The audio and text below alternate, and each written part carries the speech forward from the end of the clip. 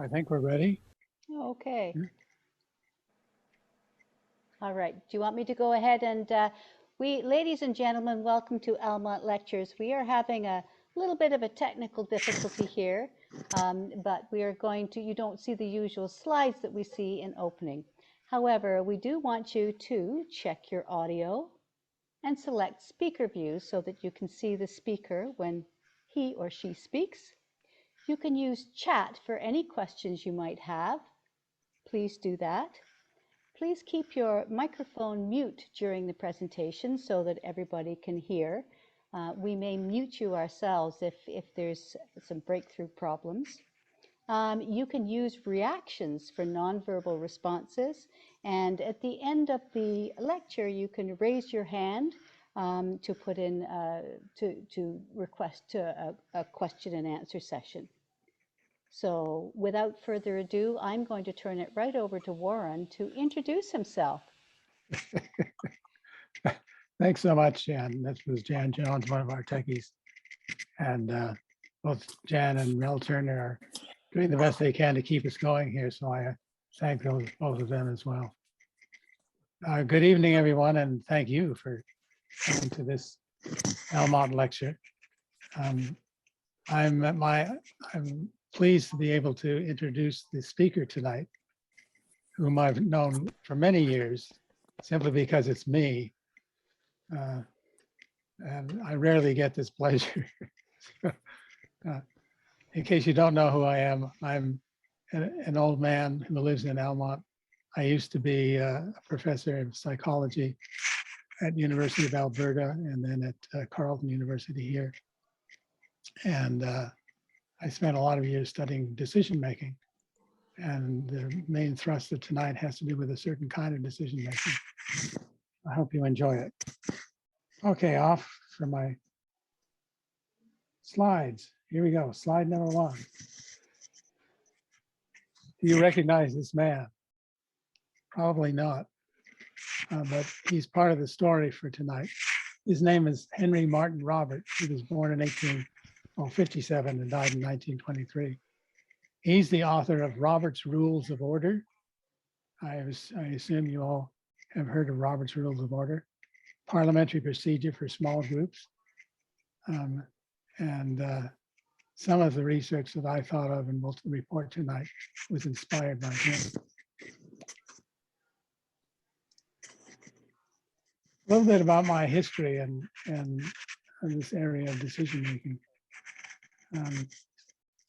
I was at the University of British Columbia for my graduate work many years ago, and was focusing on how people make decisions, why they make so many bad ones, and what, if anything, can be done about it. And one of the days when I was at UBC, still studying this stuff, I happened to go to a violin makers competition in Victoria. It was, I think, an annual competition of local violin makers. They gave out prizes to people who made the best violins. It was held in an auditorium in Victoria. There were about 20 violins to be played in front of an audience that included judges. I think there were 3 judges or maybe 4. And what would happen is a professional violinist, one of the local orchestra, would pick up a violin, say, this is violin number 3, let's say, and then stand in front of the audience and play it for about 2 minutes. He would play the scales, he would play a selection from classical music. Then we'd put it down and pick up another one and say, this is violin number 17, and then repeat exactly the same repertoire that he did in the first case. So I watched this for about 3/4 of an hour, sitting right behind 2 men I've never met, who started talking to each other. And it turns out each of them was one of the judges.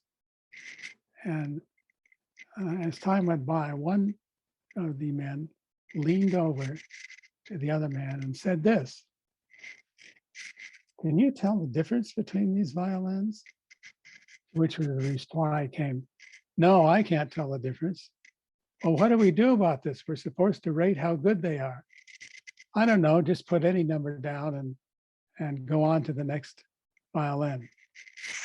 that incident struck me because it gave me a curiosity about what goes on in the minds of judges when they're trying to judge things for what we'll call now merit or deservingness for prizes. In the 1980s, I got interested in group decision making and applied to one of the funding agencies in Canada called the Social Sciences and Humanities Research Council. So I applied to the Social Sciences and Humanities Research Council for a project to try to improve Robert's Rules of Order. In case you don't know it, Robert's Rules, although very popular and in many ways quite efficient, is terrible at making decisions. And the primary reason is that it only allows us to examine one alternative at a time and vote yes or no on it rather than to compare. It so happened about the time that I applied, the president of the SSHRC paid a visit to Carleton University and wanted to talk to a few people who were applying for grants. I unfortunately was one of them. And when I described to the president what I intended to do, she quite surprisingly said, well, why don't you study SSHRC's procedure? Because we have meetings all the time to try to judge who's going to get grants for research and who's not. So I jumped at the opportunity, and much of what I say tonight will come from that.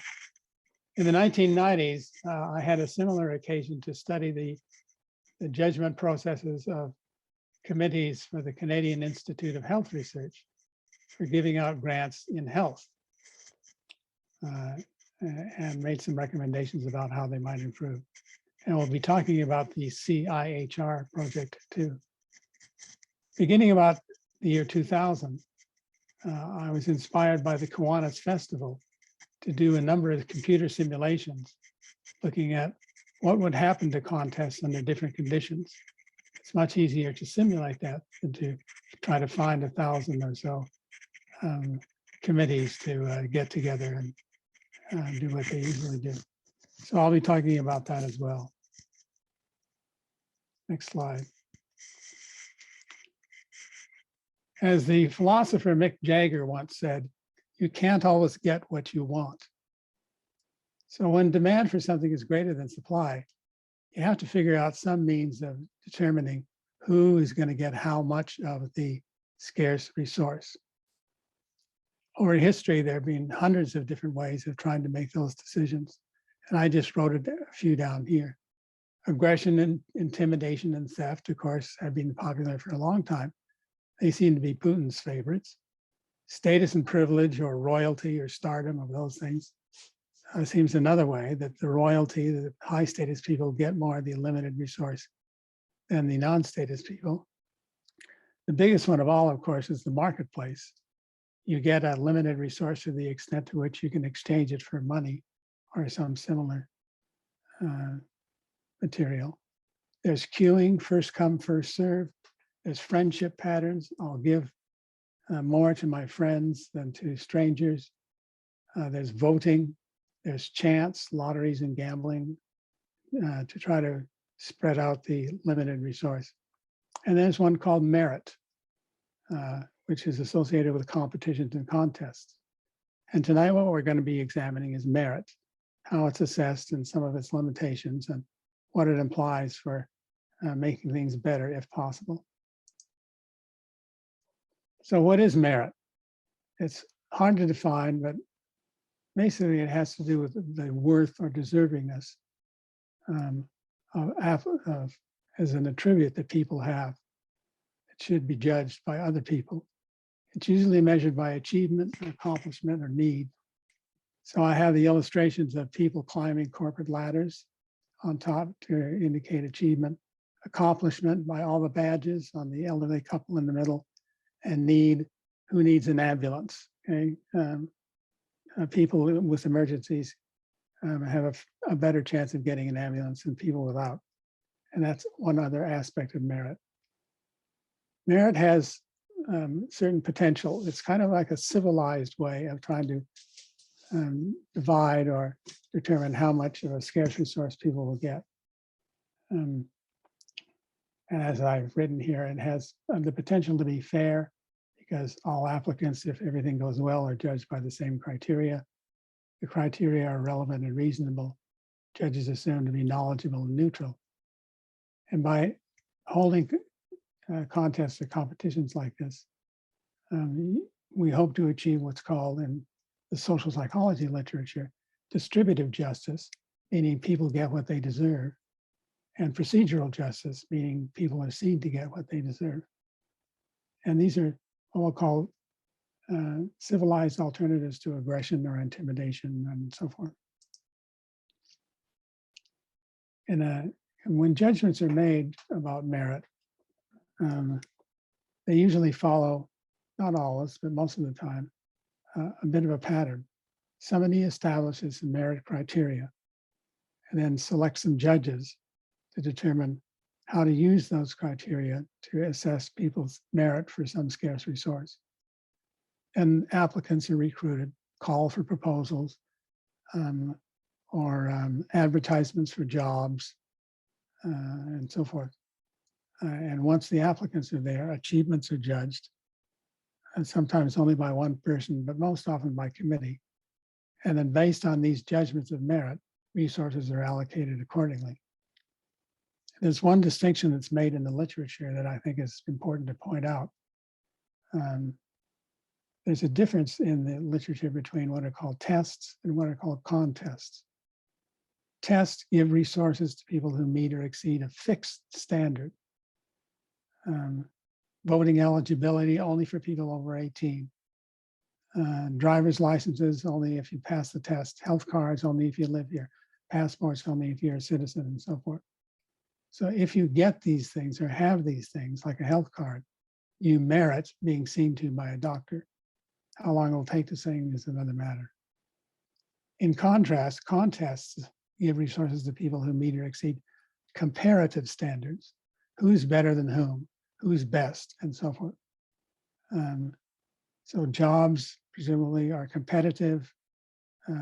People want to get the best person for the job. Promotions are competitive very often. Contracts, scholarships certainly are. Surgery bookings, how serious is your disease? How long do you have to wait? Trophies, medals.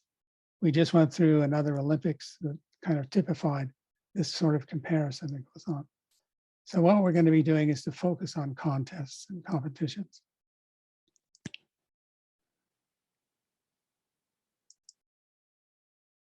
Typically, we're not going to go through all of these, but I'll quickly review just to get you in the mood for it. Merit criteria are established in the first part of the game. In the corporate world, they very often include practical skills, relevant experience, education, and all the ones I've written down here.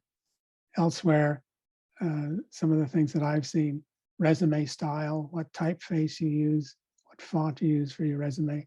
Sometimes it's a criterion that some people with a scarce resource employ. Speed, height, and strength, faster, higher, stronger. That's the Olympic trilogy. Publication counts in academia, screen test performances, friendship networks, and so forth. Something out at the bottom, I should say, track record, which is how well you've done before in the past. And criminal record is also in there for making judgments about sentencing and so forth. What I want to do now is to talk about two examples of using criteria, and I'll talk about those in just a minute, in the SSHRC and the Canadian Institute for Health Research.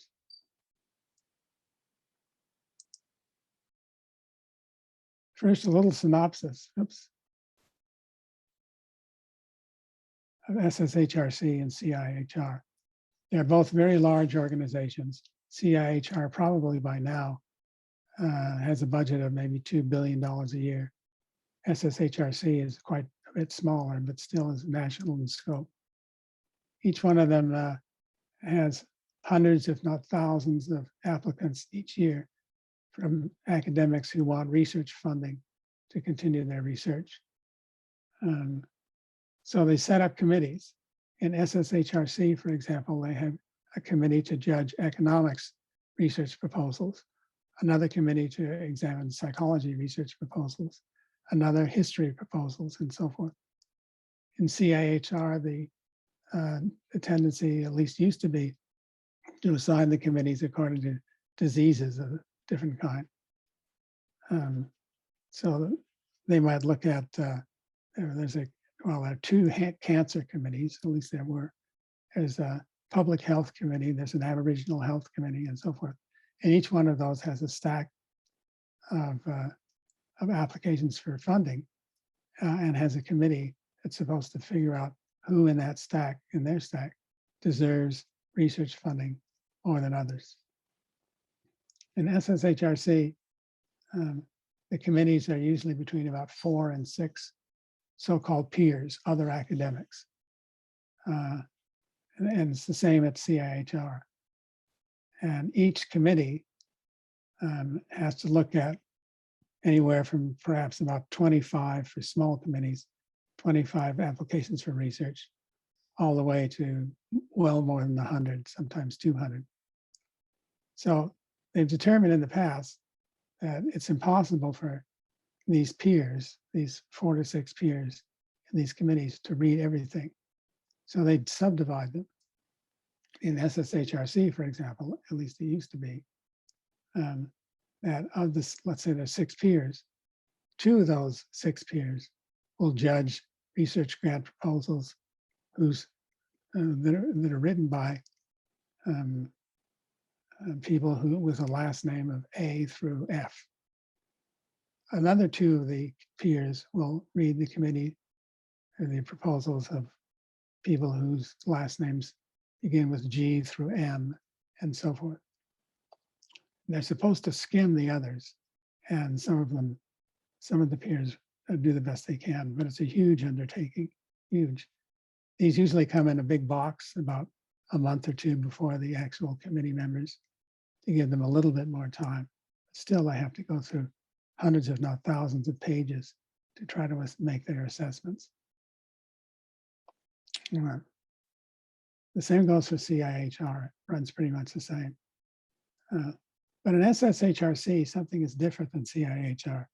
In SSHRC, at least when I did the research, the committee members were told to come up with their own style or method of making decisions, making recommendations or judgments about who should get research money and who shouldn't, something that fits themselves.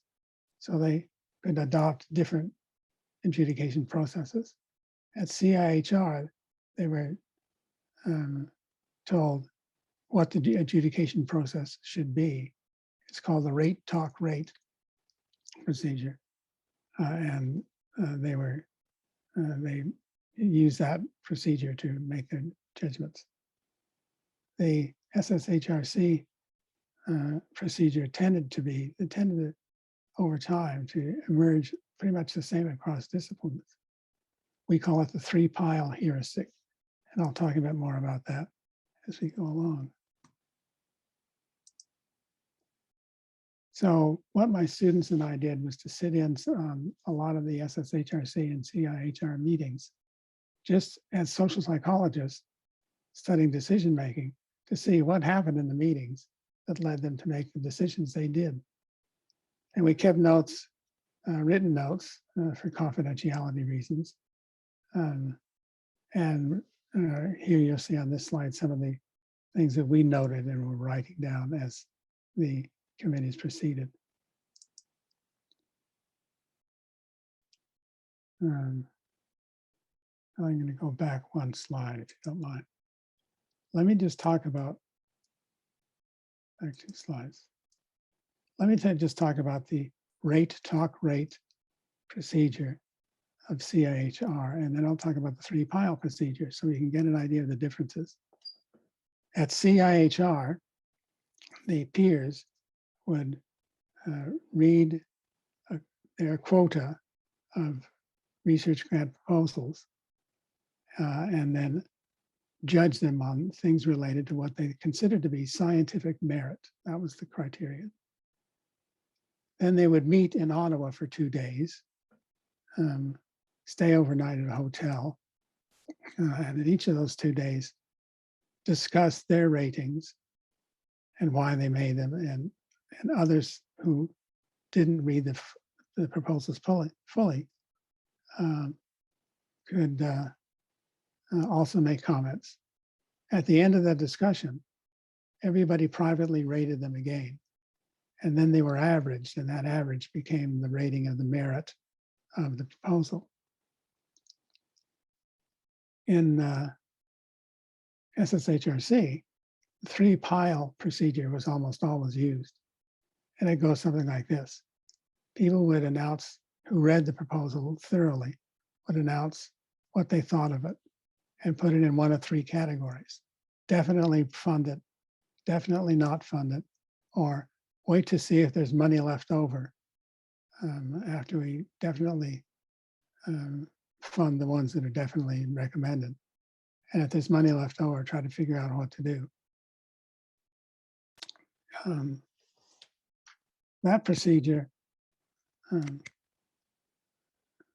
let me go back now. Okay. Each of those procedures has flaws, but the one that was noticed most were flaws in SSHRC, adopting this procedure called the 3-pile procedure, because what went in the 3rd pile that, well, we'll get back to this later on, were all of the proposals that created some kind of disagreement, and sometimes the disagreement can be very small. So, for example, if there was a proposal to do some study of child rearing, one person on the committee might say, "This looks like a good proposal to me." Another might say, "Well, it looks good, but I think this was the same proposal as the one the person submitted last year, and we didn't give her funding then. So maybe we should give her funding now because I feel sorry for her," or some such thing. If there was argument like that, the best way to resolve the argument and get going on the next proposal was to simply put it in the 3rd pile. We'll get back to that if we have time or money left.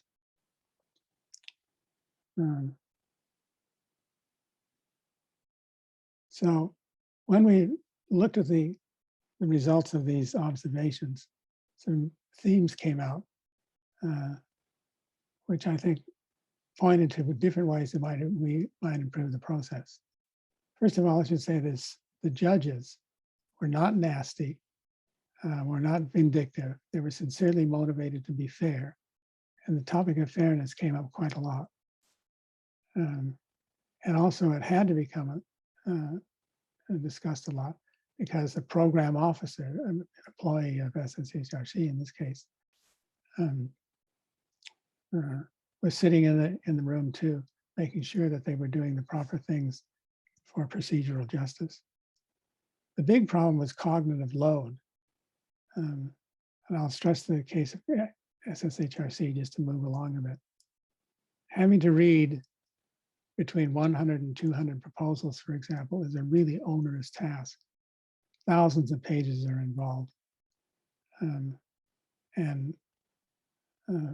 in the committee meetings, which lasted two days, you'll recall, we'll typically get over 500 pages of stuff that has to be absorbed and discussed and so forth. So when the first adjudication came in SSHR committees, what was typical was this. The people would spend about an hour trying to discuss what are the criteria we should be using to judge the merit of these proposals. And people would have their opinions and counter arguments and discuss these in the context of the proposals that they were adjudicating. So typically, the first one that they looked at, they were just getting settled, and it would take at least an hour to finally make a decision about the first one. The second one probably took a half an hour. The third one probably took 20 minutes. The fourth took about 10 minutes and so forth. So the adjudication process got much faster, especially as time started running out. If it was day 2 and they had an hour left and they had 30 proposals to go through, they went through them very quickly as best they could. So they were trying and they were sincere, but they had time limitations and fatigue. Another thing that was noted, and it was true of both SSHRC and CIHR, is that the people disagreed a lot with each other. I tried to express it in something other than the correlation coefficient, which is probably too technical. But the disagreement was sometimes quite noticeable, never nasty, but certainly there. And it reduced the consistency of judgments that we're getting. And that becomes extremely important later on in this talk.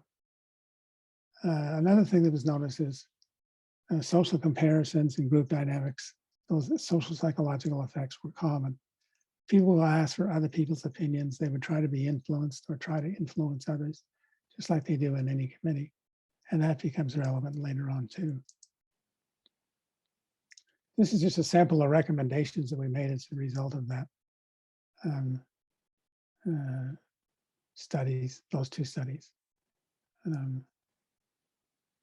You can just read them if you want, and I'll go on to the next slide.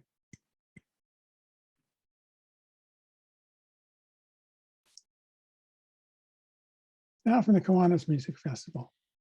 Sometime during the period when we were studying these, I just out of curiosity went to a Kiwanis Music Festival, which I recommend everybody try once. It's quite enlightening and inspiring. And from the Kiwanis Festival, I got a few ideas about computer simulations and how to do them to help us understand more about what's going on in these committees. So in a computer simulation, you're trying to answer a question. I wonder what would happen if. I wonder what would happen if. I wonder what the consequences would be.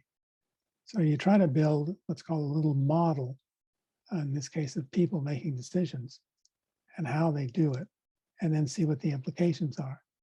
And then you change the assumptions in that model and see what the other implications are.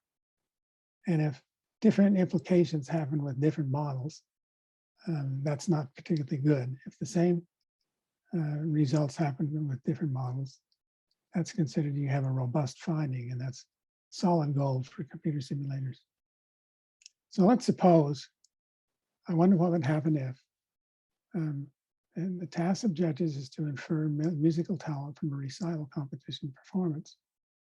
And here, true musical talent is the stuff that they want to assign to merit in different kinds. So let's say that the cumulative performance of merit is influenced by a performer's true talent. So here's Mary, who wants to play the piano, and she has something called true talent, which is stable over periods of her life. But added to that are what are called errors or random movements. There are some that are included by the performer and some that are included by judges.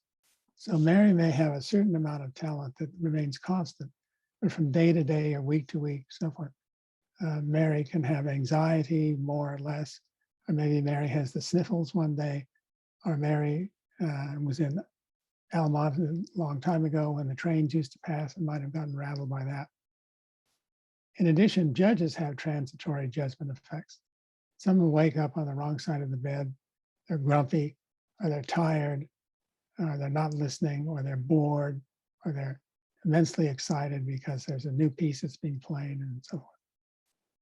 So here you have this performance that's the result of true talent and these two transitory things. So then you write a computer program that puts that into it. And you run the computer program thousands of times and you look at the results. You watch what happens. In this case, we looked at the number of contestants in a contest and the accuracy of the judges. And the findings are shocking.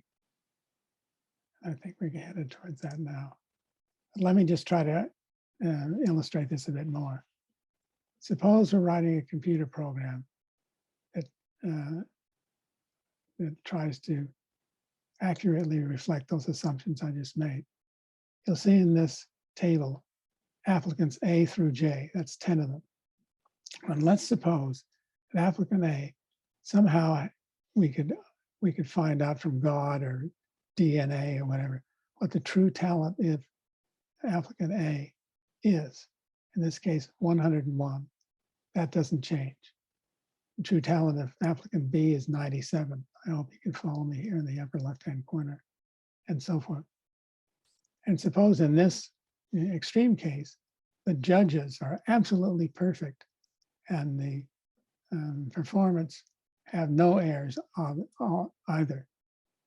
So the judgment error of everyone is 0. So who do we think will be the one who has the highest judge merit? Well, look down the columns that says true talent, and you'll come to a 190, 129. That's the one with the most talent in red. Who's the one who got the most merit? Same person number I, with a true talent of 190, 29, because there's no error. Now we go to another case.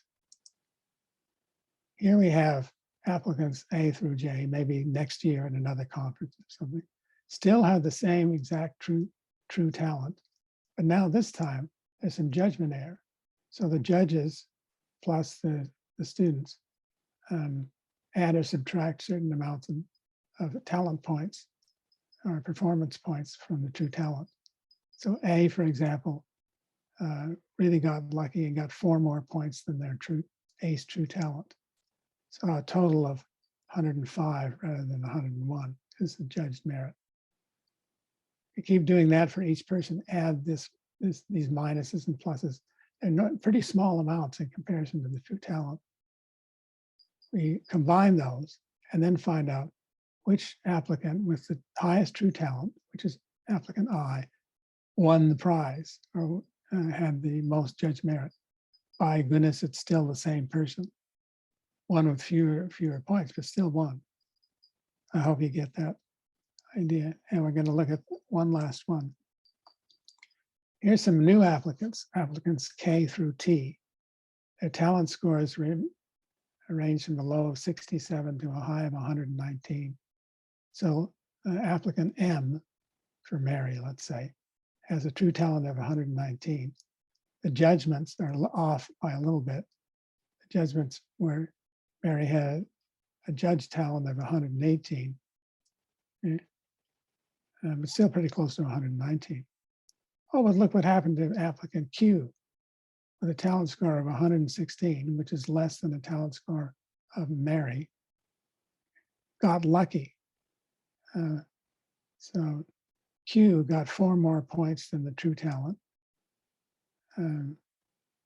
And it got a score of 120, that's in the green, thus beating the one with the most talent. So this is the case that we're going to be concentrating on, talent and judge merit. How often does the previous one happen? Here's the true talent had the most merit. How often does that happen? And how often does this happen where the person with the truest talent has a lesser amount of judge merit? That's the question we try to focus on in these simulations. Just as a breather, so you can rub your eyes or something. Here's the computer program that did the simulation. Notice it's not very large, but it did the job. Here's the results. And even though that's maybe looking odd to you, it shows an astonishing effect. What we tried to do here was to plot the accuracy, we'll call it, on the x-axis as the horizontal where it says correlation against the probability that the best person, the most talented person at a Kiwanis festival or elsewhere would have won. So let's look at it. Now I'm going to put my cursor up in the upper right-hand corner and wiggle it so you can see it. When there was a perfect correlation between actual true talent and judgment, 100% of the best people win, which you would expect. When there's no error in the system, when there's no slop, everybody who got it deserved it. Nobody who didn't get it deserved it. But look at position A. I imagine I'll try to wiggle my cursor again here so you can see it. This is where we're going to look at this top blue line here. where we have very high agreement between the judges, but there's still a little bit of slop, but still it's 95% agreement, if I can use that. And with 95% agreement, and 10 people in each contest, over 1,000 contests, about 75% of the people who deserved what they got, who were talented, got it. So 75% of the best people won when there was a lot of high agreement between the judges. But if you look down at number B, which I'm wiggling my cursor around here, find with correlation with 50% agreement, we'll call it, and 100 people in the contest, only 1 in 10 of the people who were the most talented got the prize. 9 out of 10 of the people, or 90% of the people who were most talented did not get the prize, which is an awful lot of wasted talent. Okay. Why is this happening? And maybe you've seen these kinds of arguments before. I think they're fascinating. Why does it occur? Let's consider a hierarchical competition, which is a competition that starts out with the preliminary round, and people who win the preliminary round go to the next round, and people who win that round go to the finals, or so forth. They have them in hockey, where you have the preliminary round, and who gets into the playoffs. And you certainly have them in Kiwanis festivals, and you certainly have them in education. They're everywhere. So why is it happening? The more contestants there are, the more meritorious contestants there are. They have 10 people, maybe 2 of those 10 are really talented and merit some prize. That's 2 people. If you have 100 of them, then 100 people in the preliminaries, then 20 of them merit a prize, or meet or exceed a minimum standard. So as the meritorious numbers increase, it becomes increasingly difficult to distinguish the best of them, which I'll illustrate just a minute. I'd like to talk a bit about education as an example of this. If you look at the graph on the right-hand side here, it says round 1. Okay? Suppose you have some kind of a contest and we're rating merit on the horizontal axis and number of contestants on the vertical axis. You've probably seen the old bell-shaped curve and how it's very common when doing research on people in psychology. Round 1, there's lots of people. That's why it's a big hump. It's tall because there are many people, and it's wide because their range of merit is wide. If you have a contest to see who gets to round 2, you tend to eliminate the ones who are low in merit. So you get a shift to the red line in round 2 of how much merit there is in the people who passed or won the first round. In the second round, you hold another contest and you eliminate more people, yielding the green curve that you see in the graph. So each time you go through one of these hierarchies to the next round, to the next round, to the next round, you will tend to eliminate more people with less merit, and you eliminate more people with more merit. Or I hope you get the idea, because I'm tongue-tied at the moment.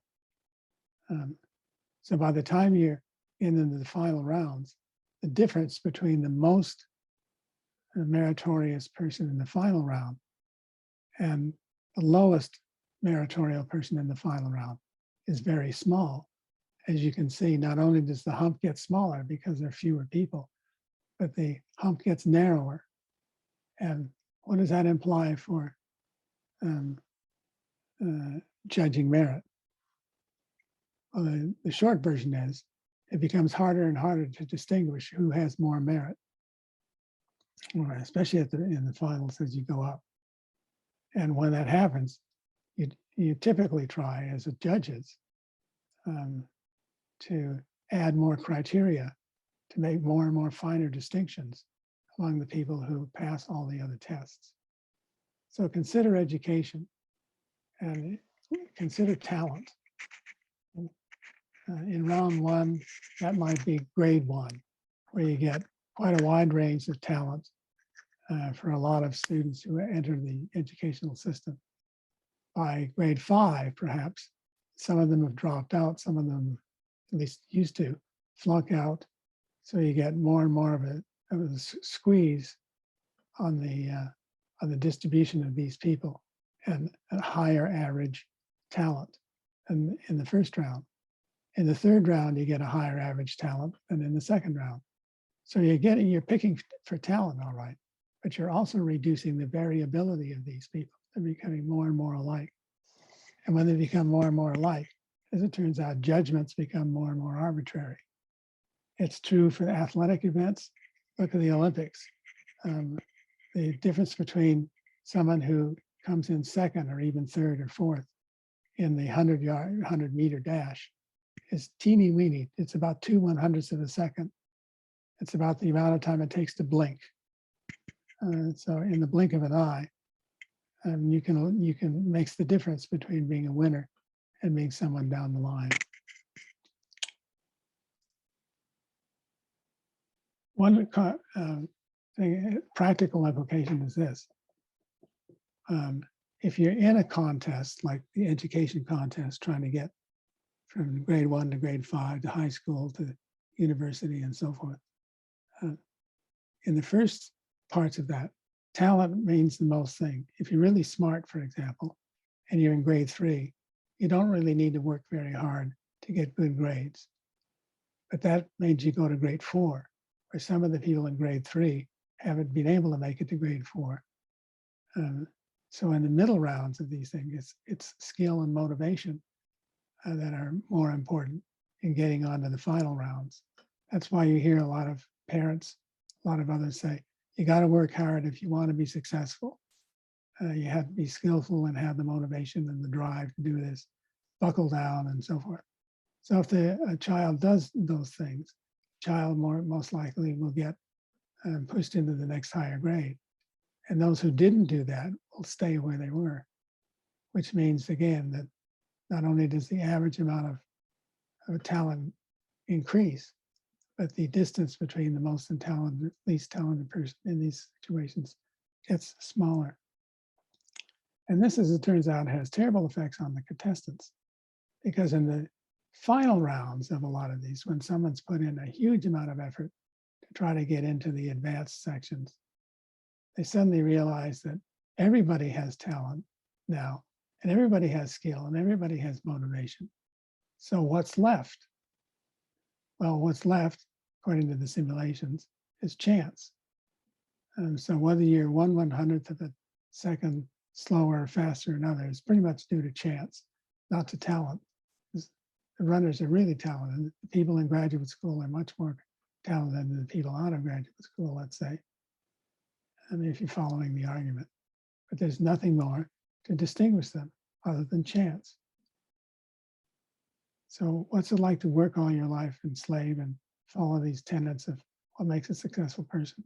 When the further you go up, the more it depends on whim. And that's one of the things that drives us to continue to study this.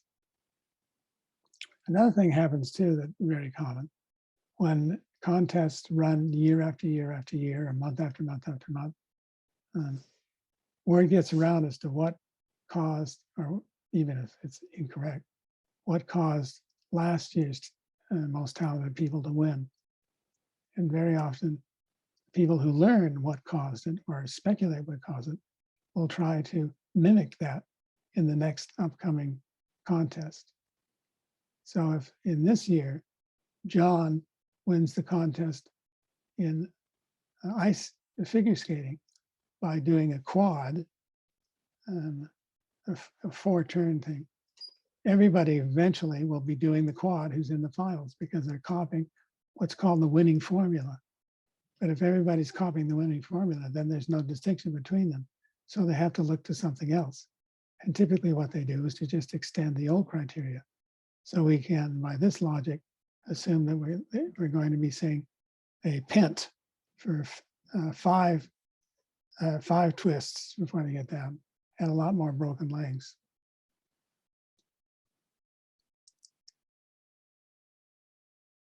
So what can a judge do? Add more criteria, as I said previously, including additional indicators of achievement. Now you have to do 6 things well rather than 4 things well, because everybody does the 4 things well, whereas they used to distinguish them in times past.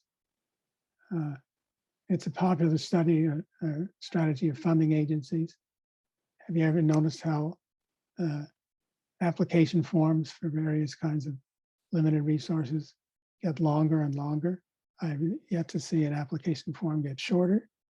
They get longer and longer because they're asking for more information because they're hoping it will distinguish the winners from the losers, which means more work for contestants.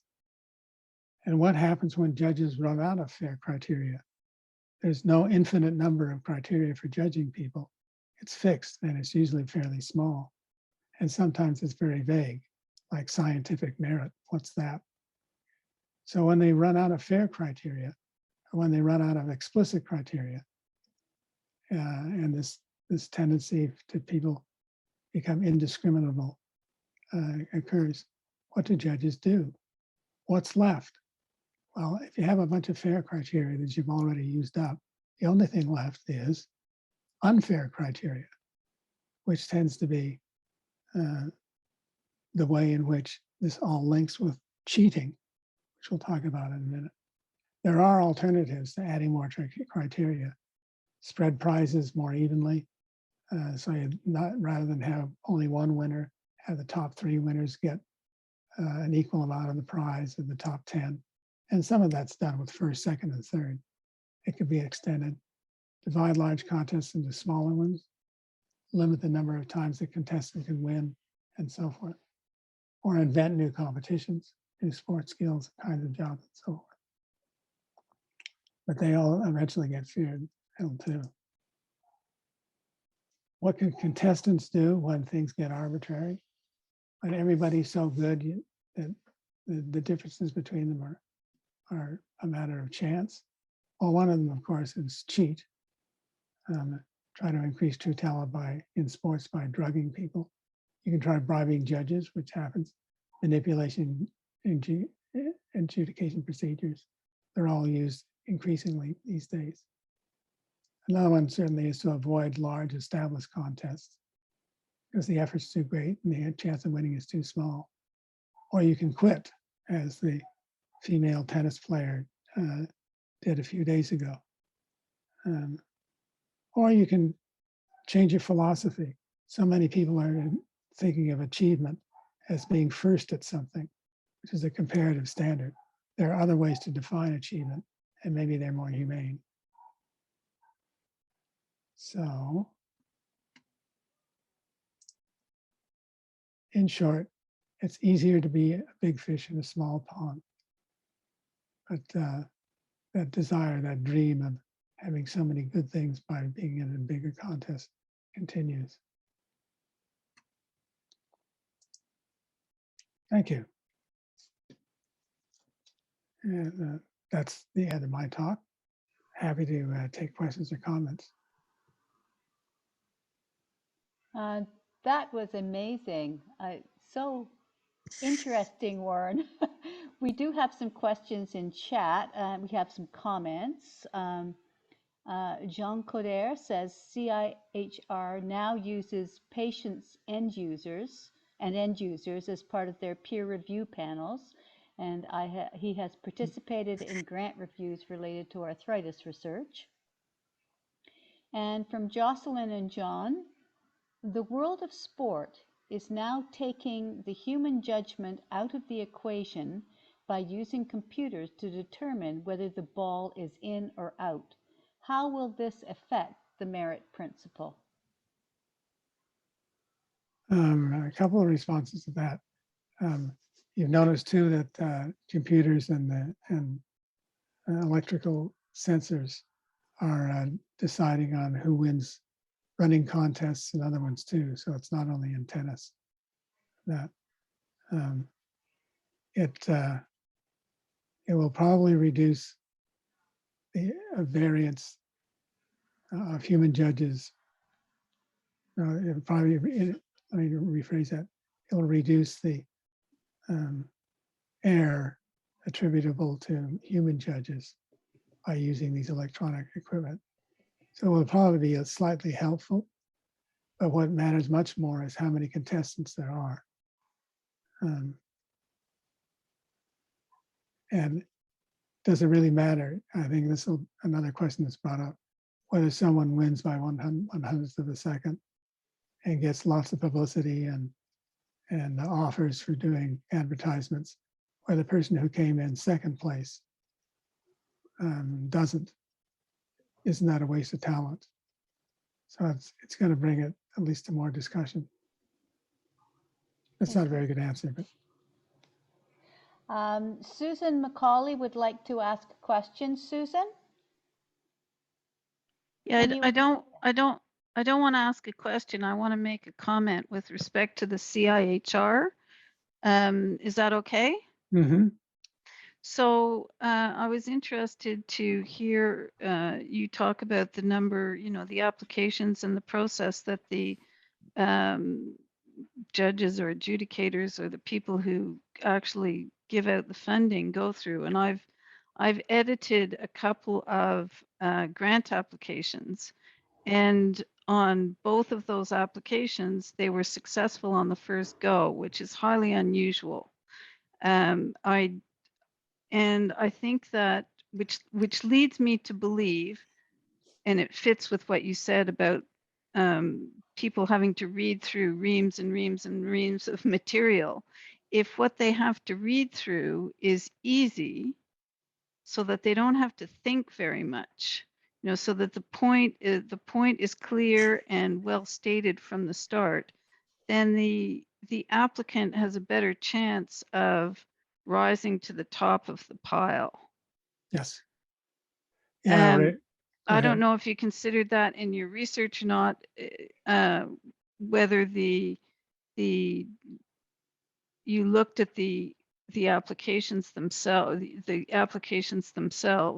and it strikes me that the same principle maybe applies across multiple disciplines, in the sense that if the contestant makes it easy for the judge to judge, then it becomes less stressful for the judge to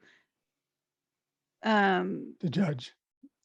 To be more favorable with respect to that that particular contestant. Yeah. So a couple of things, reactions to that. Most scientists, of course, are CIHR types, and many SSHRC types aren't very good writers. And it used to be, there was one criterion that was popular years ago. It's been cut off now. And that is, if you made your proposal longer, you'd have a higher chance of getting funding. So we get 200-page research applications, which were hideously boring. So finally, SSHRC, at least the time I did the research, took one of my suggestions, probably no more, and that's to put an upper limit on the size of the proposals. But now, as you may know, there's an entire worldwide industry of professional proposal writers who will take your proposal and edit it down, try to make it more fathomable, or will write the whole thing yourself.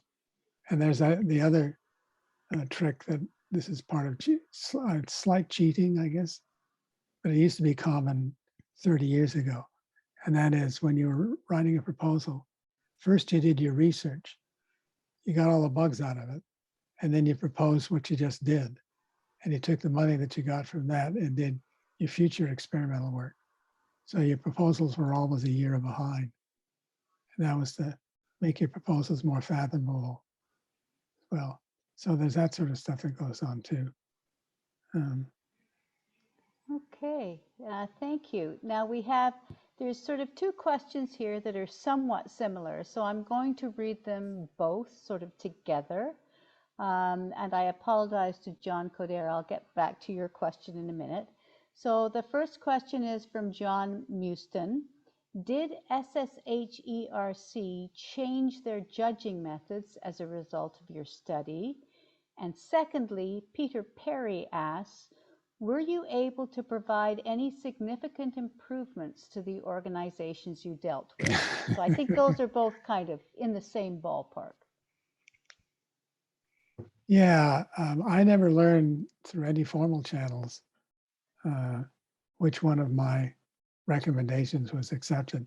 I did see something and again, this is many years ago, where they said they've put an upper limit on the size of your proposal. So that was one little, I'll call it a triumph, at least for me. It was nice to see. But a lot of the others, like, well, here's one. Instead of using track record, which is you fund the people who've been successful in the past and have a track record of lots of scientific productivity, maybe number of journal articles published. Instead of doing that, why don't we have a special fund for new people who don't have a track record, who are just starting out? Or why don't we place an upper limit on the size of grants to be handed out so we can spread the money around more evenly? Because I don't think those have been shown, but SSHRC's budget has declined over the years. So there's less resources there. And what was the second question about again? The second question was, were you able to provide any significant improvements in the organizations you dealt with? That's why it's a similar question. It's a good question, and I don't have an answer other than speculation. Okay. Now then, John Coder asked, in sport, how do you account for consistent winners? For instance, Usain Bolt. Well, probably he has enough extra raw talents to survive whatever errors creep in. And there are these people, sure enough, and they're idolized. Everybody wants to be like them. So this whole idea of true talent doesn't mean there's that some with women can have noticeably more true talent than others. That certainly is possible. It just doesn't happen as often as small differences in true talent. Yeah. Raymond Leary comments that it seems to me that lots of time is used to prepare proposals when that time would be much better used by actually doing research that will move us forward. Yeah. Oh, and other countries do it differently for grant writing. It's a whole area of investigation. Right. Some, for example, when some professors in Europe, most professors in Europe get their jobs, along with their salary, they get automatically a research grant. Just comes with the job. Here we have to write proposals for it external to that. Right. And it used to be, for example, in the United, well, in Canada, it was against the law for you to write a proposal and write yourself into the proposal for getting more money, like for leave time and so forth. But it was perfectly legal in the United States.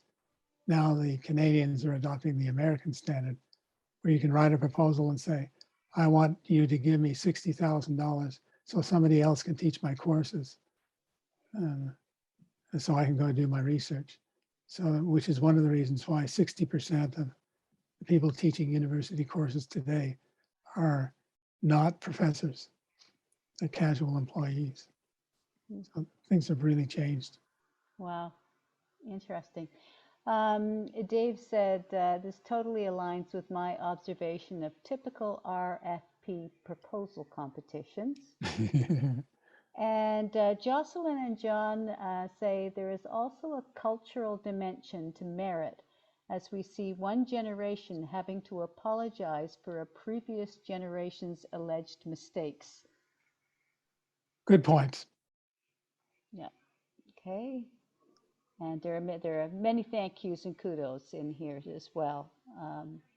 I have to say, I've been involved in science fair and judging, and we were trying to get together with another science fair organization to do common judging, and we found that our methods were very, very different. And we had actually done a bit of a study to see how numbers versus sort of conversations worked in terms of ranking people, students in particular. We found that in our case, we would usually do the ranking, numerical ranking with a criteria. And then that group would get together and talk and make a final decision as to the ranking. And then we sort of took all the numbers and kind of saw whether in first that original ranking matched.